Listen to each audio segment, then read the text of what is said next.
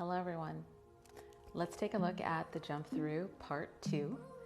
So we're going to move into the next progression, the next stage that I recommend after working through the steps of part 1. So the focus here is going to just continue on where we're really going to try to work with that second half part of the jump through. And that is really the integral part, is how can we control the descent?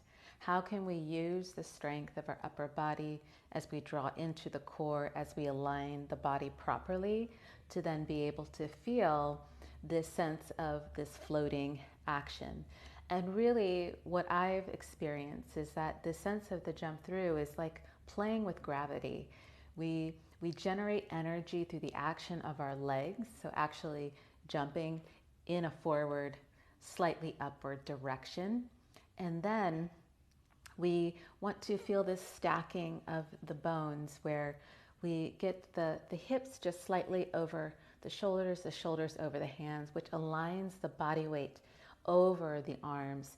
And then the arms, as we ground and press down into the floor, we can then slow down that descent and create this, what seems to be a floating action.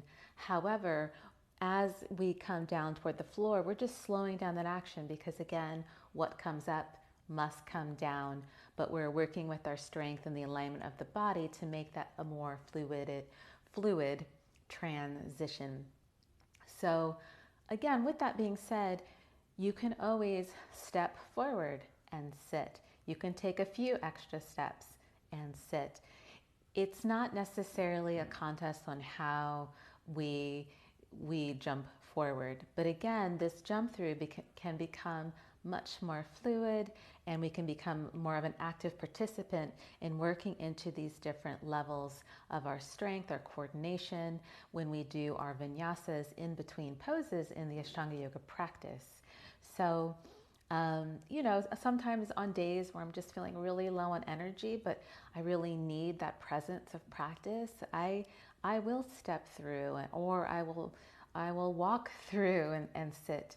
I just find that whatever energy level I have, that sense of mindfulness and conscious breath is really the integral anchor to the practice. But sometimes we get very seduced by, I would like to say, like the tricks of the trade. With that being said, I have a lot of fun with the transitions too. I enjoy playing around with the energy and also experiencing just different levels of my strength and potential. So at the end of the day, it's all good. And I just want to offer these really good steps for all of you to just be able to work into it with awareness, hopefully with some intelligence too. And for this part 2, it's really going to be this sense of jumping this time. So instead of stepping, we're going to jump. However, we're going to jump halfway. We're going to tap the toes on the floor. When we tap the toes on the floor, we want to make sure that the bottom doesn't drop low to the floor. So we want to keep the hips high, at least a little bit higher than the shoulders, as we continue to give weight to the arms, drawing the knees into the chest, the heels toward the bottom, as we bring ourselves through, or the legs through the arms. So the reason why I recommend this kind of jumping halfway, it's just slowing down the forward momentum. We're bringing that awareness to just slow down that action to make sure the body continues to align, and that we also get over the arms to be able to then go into that second part of the jump through. And I find this to be a really good just progression into connecting the full follow through of the jump through, and it's something you can try. I mean, I don't claim to have the best tips in the world, but these are just progressions I have found that have worked with students, and have also worked for myself. So I just share these things, and I just always feel too that when a teacher kind of offers these different steps, there's always going to be a little bit of trial and error. I think it's good to be open to experimentation. Some things may work and some things may not work so much. What I do know is really important is that really that drawing in of the knees is really important. We start to awaken the core energy, and then we also have more room to clear through the arms. Okay, so coming into downward facing position. We always want those hands to be shoulder width apart, fingers spread really wide. And when we jump, I'm going to tap the toes because I don't want to bring too much weight into the legs. I want to pour it over the arms. I'm going to lift the heels, bend the knees. When I bend the knees, I'm going to press my rib cage back in the direction of the thighs, look between my hands. I'm going to jump, tap the toes, giving more weight to my arms, to then draw knees to the chest and bring the legs through. Okay, so I do jump, but I want to slow down the jump. I'm going to tap the toes very lightly. That's going to be a good marker on how much energy you're pouring into the arms. If you come down super heavy through the feet and the toes, that means you need to rise the hips up a little bit, lean more over the arms, resist more weight through the arms. So it truly is a light tap to the toes. Now, maybe at first when you try this, it won't feel so light, but through trial and error and practice and improving the alignment and the connection through your arms, you should start to feel that light tapping on the toes, less weight going back into the legs, more weight going into the arms. So that will be a really good sign. So again, you might not experience it at first, but with continued practice, that's what we're working toward. And then you're going to be in a good position to follow through from start to finish, to follow through completely for the jump through. Okay, so let's go ahead and let me just demonstrate that again. So fingers spread wide, shoulder width apart. I lift the heels, I bend the knees, I'm pressing back in the opposite direction to look between the hands, and then I'm going to jump, tap the toes lightly, get weight over the arms, give the knees to the chest, and then land, bringing the legs through. Okay? So I really like this sense of just challenging ourselves or forcing ourselves to slow down that forward momentum.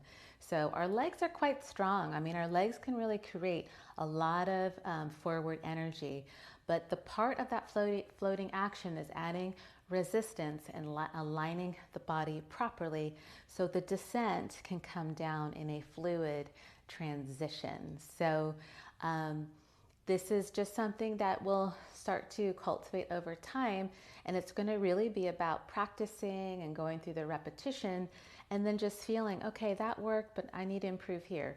Or this went really well, but I need to add a little bit more here. And that's why repetition is so important, because every time that we do something, especially if we're very alert and attentive, then we know how to improve and continue to establish really good habits. Let me go ahead and just review from the step one so we can kind of see the difference here, or the progression one. So for progression one, we lifted the heels, bending the knees, acting as if we're going to jump, step, step, give weight to the arms to then come through. That's also a really good way to start to learn how to give weight to the arms, press down through the hands to draw the knees in, to feel that sense of lightness, right? To then come through. Let me go through our second progression. This will be my third demonstration, just so everyone can see what is happening. I'm going to press back, rib cage into the thighs, inhale, jump, and then come through. Now, same thing would apply that I recommended in the jump through part one, is if you're unable to fully fit the legs through the arms, then same thing will apply where we want to just lower the bottom down first and then bring the legs through. Let me go ahead and demonstrate that. So when I lift the heels, bend the knees, look forward, inhale, jump, tap the toes.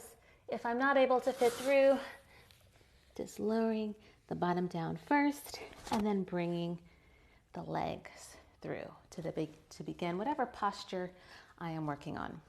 Now, one other little tip I want to address is just watch also some of these wind up movements. So after many years of teaching, I've seen lots of practitioners do the jump through. I always see really, really good things, and sometimes I see some things that happen that are a bit unnecessary, which is going to be good to change. So one thing that I always recommend is resist the urge to wind up like this, to lean forward, to rock back, to then jump forward. That's really just an extraneous movement that has a way of just draining the energy, really. It's not so concentrated. So resist the urge to go forward, then back, then forward again. Just press back and go forward. And that makes for more potent energy. You're just taking that energy back to then go forward. That extra movement of forward, back, and then forward again, it's really just unnecessary. And it has a way of just lessening the amount of, like I said before, potency to the actual movement. Now that might seem like a very small thing, but a lot of times when I've corrected this with certain practitioners who have worked with me, they really do notice the difference. So some of these movements, we don't even know why we're doing them, and sometimes they just become habitual. So just to reiterate that again, when we lift the heels and bend the knees, it's just going back to then jump and to come through, okay? So this is going to be that part 2 progression.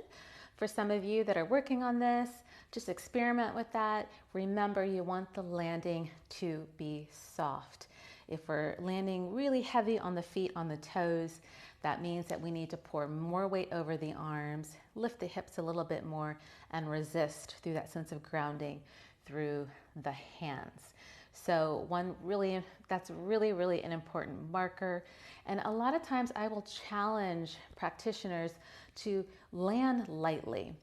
And that sense of landing lightly takes a lot of strength, actually.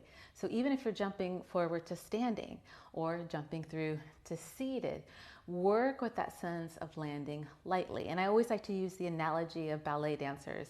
When ballet dancers leap up in the air and do a split or a jump or a turn, and then they land lightly back to the floor, that takes a huge amount of strength.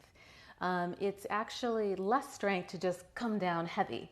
So I like to use that analogy, and there's many instances in the practice where you can challenge yourself to do that, and that's just awakening another layer of strength within you, landing lightly. Of course, part of that also has to do with the alignment of the body and other techniques, but it's another awareness point that I find to be very helpful. So I hope all of this helps. I look forward to hearing from all of you on how things are going, and then look forward to part 3 when we just really connect all the dots for the full jump through. Thank you.